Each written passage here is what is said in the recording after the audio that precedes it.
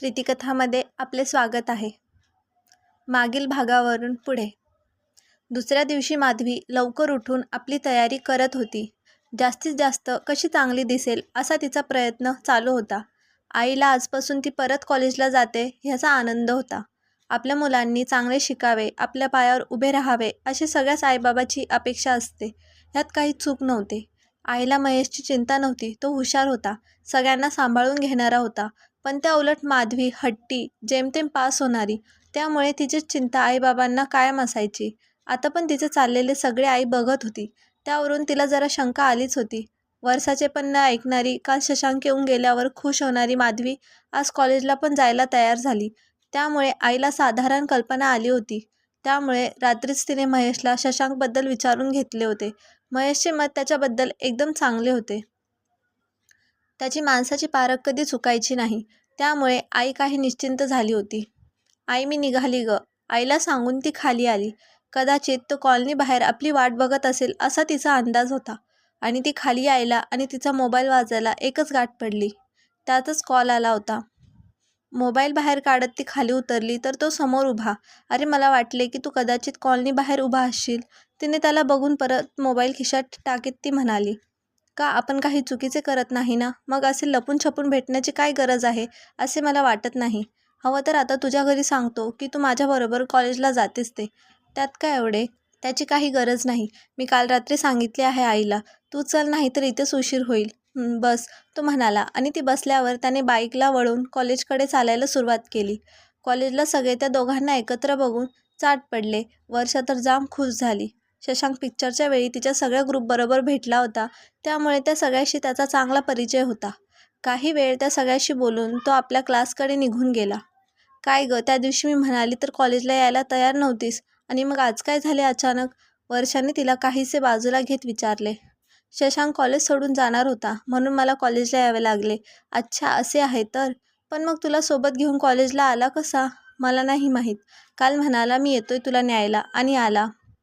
मग आजचा दिवस की रोजच? वर्षाने डोळे मिचकावीत विचारले. तू गप्प बसा आता. सुतावरून स्वर्ग गाठू नकोस. उगाच त्याच्या कानावर गेले तर परत तो पण चिडेल. बरं बाबा, मी काही बोलत नाही. तू परत कॉलेजला आलीस ह्यातच मला आनंद आहे. वर्षा तिला मिठी मारत म्हणाली. असेच दिवस जात होते. शशांक तिला न्यायला सोडायला घरी यायचा. दोघांची चांगली मैत्री झाली होती आणि फक्त मैत्री या गोष्टीवर तो ठाम होता. त्यामुळे तिने पण परत कधी त्याला प्रपोज केले नाही. आपण एक चांगले मित्र आहोत तर चांगले मित्रच राहूया ह्या गोष्टीवर दोघांचे एकमत झाले होते. पण त्यामागची दोघांची कारणे मात्र वेगवेगळी होती. तिला मित्र म्हणून त्याचा सहवास मिळत होता. हक्काने हट्ट करून त्याच्याकडून काही करून घेता येत असे, जसे पिक्चरला जाणे, शॉपिंग, फिरायला जाणे वगैरे. तर आता ती शहाण्यासारखी वागत होती. व्यवस्थित अभ्यास करत होती. कॉलेजला नेहमी येत होती म्हणून तो खुश होता. असेच दिवस जात होते. आता त्यांच्या परीक्षा जवळ आल्या होत्या. माधवी, आता अभ्यासावर लक्ष केंद्रित करायचे हां, तो म्हणाला. तेव्हा ते दोघे पार्किंगमध्ये त्याच्या बाईकवर बसले होते. अजून 2 महिने आहेत परीक्षेला. तिचे उत्तर, तेच म्हणतोय मी की 2च महिने राहिलेत. आता ह्याच्यापुढे एकमेकांना भेटणे बंद, फोन करणे बंद आणि फक्त अभ्यास करायचा. कळले का? मला नाही जमणार हां. तुझ्याशी बोलल्याशिवाय माझा दिवस जात नाही आणि हे तुला पण माहीत आहे. हो, पण तरीही जमवायलाच हवे. उद्यापासून फक्त अभ्यास करायचा. इकडे जायचे, तिकडे जायचे, सगळं बंद. बरं, ती म्हणाली. पण त्याच्याशिवाय 2 महिने काढायचे म्हणजे तिच्या अंगावर काटा आला. ह्या मागील काही महिन्यात तिला त्याची एवढी सवय झाली होती की ते कठीण काम होते. मग आज आपण कुठेतरी फिरायला जाऊ. आता 2 महिने जास्त भेटणार नाही तर आज तरी कुठेतरी जाऊ. बरं बोल, कुठे जायचं? त्याने विचारले. कुठेही, तू नेशील तिथे. तू सोबत असलास तर मला काय कुठेही गेलो तरी चालेल, ती पटकन म्हणाली आणि तिने जीभ चावली. तो डोळे मोठे करून बघत होता. ठीक आहे चल. त्याने खिशातून बाईकची चावी काढली तशी ती बाईकवरून उतरली. बस, त्याने बाईक स्टार्ट करत तिला म्हटले. तशी त्या बाईकवर पुन्हा बसले. त्याने बाईक सरळ आरेमधील एका शांत जागी वळवली. दुपारची वेळ असल्याने आसपास कुणी नव्हते. एका छानशा जागी बाईक लावून दोघे बाजूला एका बेंचवर बसले. मग किती वेळ दोघे गप्पा मारत होते त्याचे त्यांना माहीत नाही. काळोख पडायला सुरुवात झाली आणि तिचा मोबाईल वाजायला लागला. हॅलो, अगं आई, आम्ही बाहेर आलोय. कॉलेजमधून सरळ इकडेच आलो. शशांक आहे माझ्याबरोबर, काळजी करू नको, येतो आम्ही थोड्या वेळाने घरी, लवकर येतो, म्हणून तिने मोबाईल ठेवला. तुम्ही घरी कोण कोण आहे, तिने त्याला विचारले. माझ्या घरी आई वडील काका त्यांची फॅमिली असे आमचे सगळे एकत्रच राहतो. बाबाचा मोठा बिझनेस आहे, पण ते अजून पण काहीसे जुन्या विचाराचे आहेत. लव्ह मॅरेज वगैरे त्यांना पसंत नाही. म्हणून तर मी तुला आधीच सांगितले होते, माझ्या घरी हे चालण्यासारखे नाही. आमच्या घरी मात्र असे काही नाही. मुलांनी आपले निर्णय स्वतः घ्यावेत. अगदीच गरज असेल तरच आईबाबा त्यात हस्तक्षेप करतात. अगदी लग्नासारखा विषय पण त्यांनी आमच्यावर सोपवला आहे. फक्त जे काही असेल ते आम्हाला सांगायचं, एवढीच माफक अट त्यांची आहे. चांगले आहे ग तुमचे.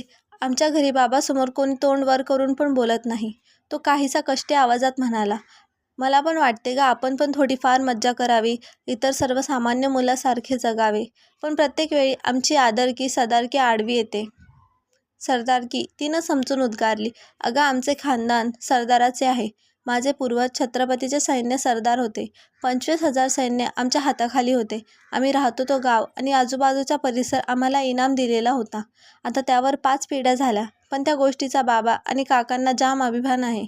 त्यामुळे कोणतीही गोष्ट करताना आपल्या इभ्रतीला शोभेल की नाही याची खातरजमा केल्याशिवाय करत नाहीत. पण कधी कधी ह्या गोष्टीचा इतका अतिरेक होतो की सगळे नको वाटते, तो दुःखी आवाजात म्हणाला. त्याचा कंठ दाटून आला होता. तो दुःखी आवाजात, नाही का वाटत आपण 4 चौघासारखे मज्जा करावी, पण मला डॉक्टर बनायचे आहे. बाबांनी आधीच ठरवून टाकले आहे. म्हणून मी फक्त अभ्यासात लक्ष गुंतवून ठेवतो. आज खरं सांगतो तुला. नाही म्हणालो, पण त्याचे खरे कारण हेच आहे. नाहीतर तुझ्यात एखादा गुण सोडला तर तू काही वाईट नाहीस, तो सावकाश म्हणाला. त्याच्या तोंडून ही कबुली ऐकून ती अवाक राहिली. क्षणभर कोणी काही बोललेच नाही. माझ्यात असा काय वाईट गुण आहे? तू डोक्यावर पडलेली आहेस, कोणाशीही भांडण करायला तयार, तो हसून म्हणाला. तशी ती गाल फुगवून बसली. पण आता मी बदलली आहे ना, तिने थोड्या रागातच त्याला आठवण करून दिली. बदलली आहेस, पण किती दिवस तेच आता बघायचे आहे. चला आता घरी जाऊया, आई वाट बघत असेल. चल. उठताना त्याने तिचा हात समोर हात धरला आधारासाठी आणि त्याचा हात आपल्या हातात घेतल्यावर तिला पहिल्या दिवसासारखे जाम भारी वाटले. त्याची ती उबदार काहीशी राकट पकड पुन्हा एकदा तिच्या मनाला स्पर्शून गेली. तिला घरी सोडून शशांक आपल्या रूमवर निघून आला. खरा, पण त्याच्या डोक्यातून तिचा विचार काही जात नव्हता. ती त्याच्यावर प्रेम करते ही गोष्ट तर स्पष्टच होती. तसे तिने त्याला विचारलेही होते. आपण आपल्या बाबाचा स्वभाव बघता त्याला असे काही करणे योग्य वाटत नव्हते. त्यातच त्याची आणि महेशची मैत्री. तसे त्याने महेशला विश्वासात घेऊन सगळे सांगून टाकले होते. तिचे त्याला प्रपोज करणे, कॉलेजला न येणे, त्याच्या नकारात्मक प्रतिसादानंतर तिची झालेली अवस्था बघता महेश आणि त्याने संगमताने तिला ह्या सगळ्यातून बाहेर काढण्यासाठी तिच्याबरोबर एक मित्र म्हणून सोबत राहायचे ठरवले. एकूण शशांकचा स्वभाव बघता महेशला काळजी करण्यासारखी काही नव्हते. उलट त्याच्या संपर्कात आल्यापासून ती जरा माणसात आल्यासारखी वाटत होती. हे सगळे इथपर्यंत ठीक होते, पण सतत तिच्याबरोबर राहून तिचे हट्ट पुरवता आता शशांक पण तिच्यात गुंतून गेला होता. ह्या सगळ्या प्रेमाच्या भानगडीपासून दूर राहायचा प्रयत्न करणारा शशांक अलगद त्याच जाळ्यात अडकला होता. त्याने अजून तिला काही आपल्या मनातील सांगितले नव्हते, पण तिचे त्याला गृहीत धरणे, त्याची काळजी करणे, हट्टाने त्याच्याकडून एखादी गोष्ट करून घेणे, हे सगळे त्याच्यासाठी स्वप्नवत होते. आता येणारे 2 महिने जसे तिला कठीण होते तसेच त्यालाही कठीण होते. माणसाचे कसे असते ना, जोपर्यंत सवय नसते तोपर्यंत त्याशिवाय त्याचे काही अडत नसते, पण एकदा का सवय लागली की मग मात्र त्याचे सगळे आयुष्य अवघड बनत जाते. शशांक कितीतरी वेळ विचार करत होता. तिच्या आईचा, वडिलांचा, महेशचा त्यावर खूप विश्वास होता. त्याच्याबरोबर ती कधीही कुठेही जाऊ शकत होती आणि हा विश्वासच त्याच्या मनावरील मोठे ओझे ठरत होता. शिवाय त्याच्या घरी काय प्रतिक्रिया येईल ह्याची त्याला अजिबात कल्पना नव्हती. शेवटी मनातील सगळे विचार झटकत त्याने अभ्यासात लक्ष टाकले. त्याला डॉक्टर बनवणे हे त्याच्या घरच्यांचे स्वप्न होते आणि त्यात तो अपयशी झालेला कोणालाही चालणार नव्हते. आणि मग बघता बघता 2 महिने त्याने झटून अभ्यास केला. ह्या 2 महिन्यात माधवीच्या आठवणीने त्याने मनाच्या कोपऱ्यात तात्पुरत्या बंद करून टाकल्या. कॉलेजमध्ये जाता येता ती दिसत असे. त्यावेळी काही मिनिटापुरते त्यांचे बोलणे होई, तेवढेच. आणि ह्या सगळ्याचा परिणाम दिसून आला. त्याला पेपर चांगले गेले. अगदी टॉपर नाही तर पहिल्या 5त आपण असू असा त्याला विश्वास वाटू लागला. अगदी टॉपर नाही तर पहिल्या 5त आपण असू असा त्याला विश्वास वाटू लागला. पेपरच्या वेळा आर्ट्स आणि सायन्सच्या वेळा वेगवेगळ्या असल्यामुळे माधवी आणि त्याला परीक्षेच्या काळात भेटता येत नव्हते. पण पहिल्या दिवशी ती आपला पेपर देऊन त्याला बेस्ट ऑफ लक द्यायला आवर्जून थांबली होती. 8 दिवस कॉलेजचे वातावरण खूपच तंग होते. वर्षभर हातात पुस्तक न घेतलेली मुले पण पुस्तक वाचताना दिसत होती. जिकडे बघावे तिकडे सगळे पुस्तकात मग्न. जे पॉईंट खास करून लवर पॉईंट म्हणून कॉलेजमध्ये प्रसिद्ध, ते सुद्धा तात्पुरते लायब्ररीमध्ये बदलल्याचे दिसत होते. अर्थात तिथे पण जोड्याने अभ्यास चालू. आता अशाने अभ्यास कसा व्हावा आहे ना गंमत. पण बघता बघता हे 8 दिवस पण गेले. पेपर चांगले गेले असल्यामुळे त्याला पण आनंद झाला. पण एवढ्या दिवसात जीव तोडून अभ्यास केला असल्यामुळे त्याच्यावर खूप ताण आला होता. आता उद्याचा दिवस मस्त निवांत झोपून काढायचा हे त्याने रात्रीच ठरवले होते. अगदी जेवायला पण उठायचे नाही. पण कधी कधी माणूस ठरवतो एक आणि घडते एक, हे मात्र अगदी खरे आहे. सकाळी सकाळी त्याचा मोबाईल कोकलायला लागला. वैतागाने त्याने मोबाईल स्क्रीनकडे नजर टाकली तर माधवी हे नाव फ्लॅश होत होते. त्याला इतका कंटाळा आला होता, पण कॉल कट करायची त्याची हिंमत झाली नाही. थोडा वेळ वाजून मोबाईल बंद झाला आणि त्याने सुटकेचा निश्वास सोडला आणि परत कूस बदलून डोळे मिटून घेतले आणि परत मोबाईल वाजू लागला. परत तीच. असे 5-6 वेळा झाले. ती कंटाळून कॉल करायचे थांबले. अशी जी आशा त्याला वाटत होती ती फेल ठरली. ती परत परत कॉल करत राहिली. आता मात्र त्याला मोबाईल उचलावाच लागला. काय करत होतास? कधीच फोन करते मी. काय झाले, उठलास? अगं आता सकाळचे 7 वाजलेत. एवढ्या लवकर कोणी उठते का? ते पण काल परीक्षा संपल्यावर. हां ठीक आहे, मी अर्ध्या तासात येते. पटकन आवरून तयार राहा. ए बाई, तू आज येऊ नकोस. आज मला आराम करायचा आहे. तुझे जे पण काय आहे ते आपण उद्या बघू. हां, आज म्हणजे आज मी येते. आणि जर तू तेव्हा उठला नसशील तर बादलीभर थंड पाणी ओतीन मी अंगावर. लवकर अर्ध्या तासात तयार राहा. आणि त्याला पुढे काही बोलून न देता तिने कॉल कट केला. तो चडफडत उठला. ती आली आणि तो तयार नसेल तर ती बोलल्यासारखे करणार ह्याबद्दल त्याच्या मनात बिलकुल शंका नव्हती. पटापट आपले आवरत त्याने बाईकची चावी खिशात टाकली आणि बिल्डिंग खाली आला. काही मिनिटातच ती पण आली. बोला मॅडम, काय सेवा करू आपली? आज मॅडमला लांब कुठेतरी फिरायचा मूड आलाय, तेव्हा चला मॅडमला घेऊन. ती पण मोठ्या ठेचात म्हणाली. काय, अजिबात नाही हां. तो वैतागला होता. लांब कुठेतरी म्हणजे त्यालाच गाडी चालवायची होती. ए असे नाही हां, काल परीक्षा संपल्या आहेत आणि ठरल्याप्रमाणे आपण एकमेकांना भेटलो पण नाही. त्यामुळे आज मी तुझे काही नाही ऐकणार. चल. नाईलाज झाल्याने तो गुपचूप बाईकवर बसला. त्याच्या मागे ती बसली. रस्त्यावरील तुरळक वर्दळीतून सफाईदार वाट काढत तो बाईक चालवत होता. काही वेळाने ते शहराच्या बाहेर आले. हळूहळू शहर मागे पडले आणि ते हायवेवरून धावत होते. जवळजवळ 60 किलोमीटर गेल्यावर त्याने बाईक एका अडर रस्त्याने बाजूला काढली. काही वेळ काहीशा कच्च्या रस्त्यावरून बाईक चालवताना त्याने पुढे एका मोठ्या गेटसमोर गाडी उभी केली आणि त्याने आपल्या बाईकचा हॉर्न वाजवला. आज रिसॉर्ट बंद आहे. गेटमधून एका वयस्कर माणसाने डोक्यात उत्तर दिले. शशांकच्या डोक्यावरून हेल्मेट होते. शशांकने डोक्यावरचे हेल्मेट काढले.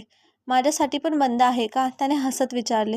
अरे सरदार, छे, तुमच्यासाठी कसे बंद असेल? त्याला निरखत त्या माणसाने पुढे होत त्याला लावून नमस्कार केला. काका, तुम्हाला माहीत आहे हे मला आवडत नाही, शशांक म्हणाला. असू दे छोटे सरदार, या आत या. त्याने त्यांच्यासाठी रिसॉर्टचा भला मोठा दरवाजा उघडला. शशांकने बाईक आत घेतल्यावर त्याने दरवाजा पुन्हा लावून घेतला. काय काका, आज रिसॉर्ट बंद का? थोडी डागडुजी करायची होती म्हणून बंद ठेवले. तर तो कॉन्ट्रॅक्टरच आला नाही, म्हणाला उद्या येतो. बरं, श्याम कुठे आहे? बाजारात गेलाय. तोपर्यंत माधवी आत जाऊन तो रिसॉर्ट बघत होती.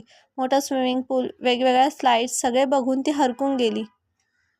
इथे येण्याचा सगळा शीण ते पाणी बघूनच निघून गेला. अरे यार, आधी सांगितले असतेस तर मी कपडे घेऊन आले असते. मस्त धमाल केली असती ना. कपडे ते काय मागवता येतील, शशांक सहज म्हणाला. कसे काय, बघच आता. त्याने मोबाईलवरून श्यामला फोन लावला. हॅलो. पलीकडूनच आवाज आल्यावर त्याने बोलायला सुरुवात केली. कुठे आहेस? मी रिसॉर्टवर आलोय. हा, काय निघालो? थोड्या वेळात पोहोचतो. ऐक ना, एक काम कर. आम्ही आज इथेच जेवून जाणार आहोत, तेव्हा जेवायला मस्त काहीतरी कोंबडी वगैरे बघ. आम्ही किती लोक आलेत तुम्ही? श्यामने पोटात गोळा येऊन विचारले. कुकला आज सुट्टी दिली होती कारण रिसॉर्ट बंद होते. आम्ही म्हणजे मी आणि माझी एक मैत्रीण आलोय. अरे वा, मैत्रीण. प्रगती आहे सरदार तुमची. त्याची फिरकी घेत श्याम म्हणाला. असे काही नाही. उगाच आगाऊपणा करू नकोस. बरं ऐका ना, आम्ही इथे आलो पण घाईत काही कपडे वगैरे आणले नाहीत आणि आता मॅडमना पाण्यात जायची हौस आली आहे. मग ठीक आहे ना, मी येताना कपडे घेऊन येतो. तू फक्त माप सांग, तो हसत म्हणाला. श्याम, मी काय मापे काढत फिरतो काय? अरे मग कपडे कसे आणणार? स्विमिंग कॉस्ट्यूम आणायचं तर माप बरोबर नको? मी एक काम करतो, तुला फोटो पाठवतो. त्याप्रमाणे दुकानातून घेऊन ये आणि मला पण आण. ठीक आहे. अजून काही हवंय? नको, एवढे घेऊन लवकर ये. बरं, चल, झाली सोय कपड्याची. काही वेळातच श्याम येईल कपडे घेऊन. हे कोणाचे रिसॉर्ट आहे? ते काका बघितलेस ना, ते श्यामचे वडील. त्यांनीच हे रिसॉर्ट उभे केले आहे. ही जमीन खूप वर्षापासून त्यांच्याकडे पडून होती. मग माझ्या वडिलांच्या सल्ल्याने आणि मदतीने त्याने 2 वर्षापूर्वी हे चालू केले. श्याम आणि मी एकत्रच शिकलो, एकाच गावात वाढलो. माझा खास दोस्त आहे. काही वेळाने श्याम कपडे घेऊन आला. त्याचबरोबर ओळख करून दिल्यावर तो जेवणाच्या तयारीला लागला आणि हे दोघे पाण्यात उतरले. त्या तंग स्विमिंग कॉस्ट्यूममध्ये तिचे गोरेपान अंग अगदी चमकून दिसत होते.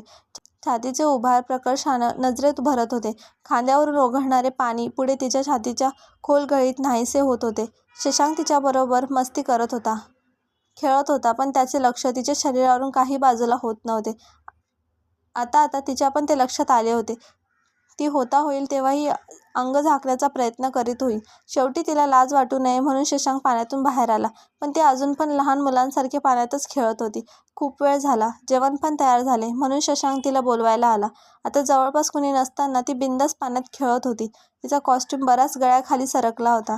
त्यातून दिसणारी उन्नत उरजाची घळ त्याचा श्वास वाढवायला पुरेशी होती. माधवी, जेवायचं नाही का? आपल्यामुळे ते पण खोळंबून राहिले आहेत, तो म्हणाला. त्याचे बोलणे ऐकून ती पाण्याबाहेर आली. तो बोलत होता तरी त्याची नजर मात्र तिच्या अंगावरच फिरत होती. तसा तो काही स्त्री लंपट नव्हता, पण एकतर नेहमी माधवीचा सहवास आणि त्यात आता तिचे हे असे रूप बघून तो स्वतःवरचा ताबा हरवत चालला होता. तिला ते कळले होते. तिला बरं पण वाटत होते आणि लाज पण वाटत होती.